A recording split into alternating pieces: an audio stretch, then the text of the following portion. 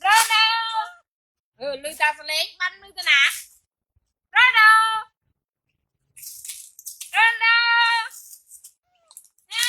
lư ta sẽ lấy bắn lư bạch anh ăn lư ít cua mẹ mẹ vô mày đòi mà lên nó bây giờ lên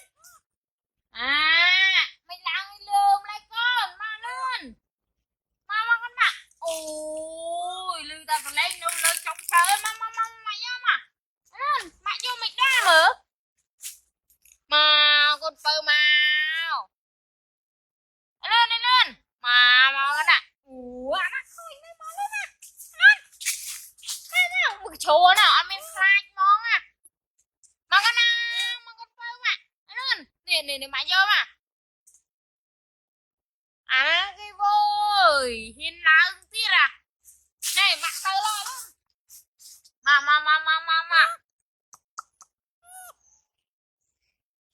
con ba mà lên mày vô mà vô mấy đó nó ngốc cua về chứ mày vô mấy đó rồi hả mà lên ơi lên mơ giờ nó lăn cua mẹ một cái thơ nó ai mày vô mấy đó nữa mà nó răng lăn từ ơn ê nó lên mơ nó mày vô mấy đó nữa mày thôi mẹ nè mơ thơ nó hai mẹ vô mày đó nữa ai mà con này lăn cua hay nhằng mà cho bên mà con nào con bò mà lên cho bên mà con nào mà lên mà vô mà lên luôn mà này mà thơ mơ mẹ hay là cua của lui mà cho bên mà con bò ôi thơ nào bị cháy nó không nè thằng cái lươn mà lên thơ bị ai nó không nè hắn lặng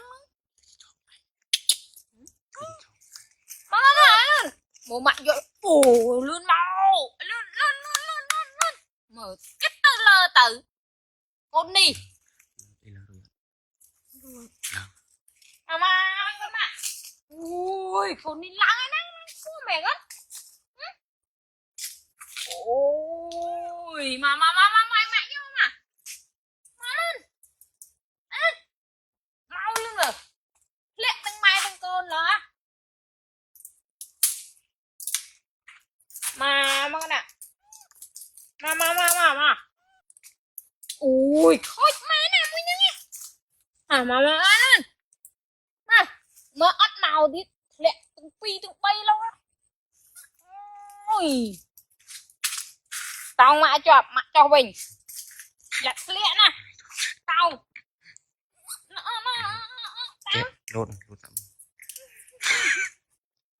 đóng mó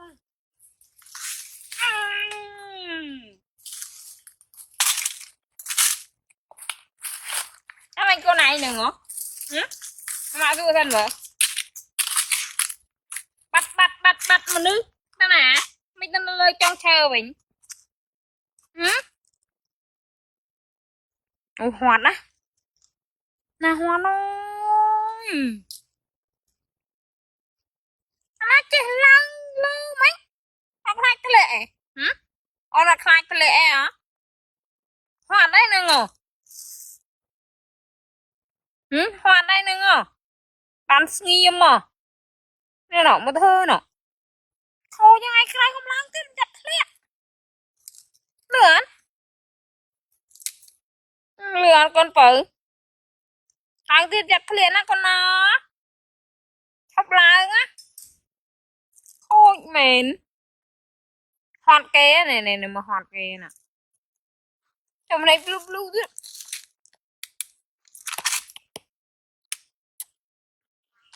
khóc lại nè khóc lại có bác khôi là mình lại liệt ra nó lại á con tu cho ha có bác khôi nhá hòn đấy on hòn là cái nó chụp đây nó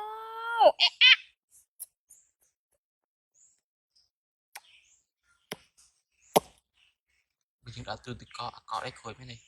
ក Ok. ត្រី Không biết là tụi cọ rồi. ដាក់ក្រមវាក្រៀម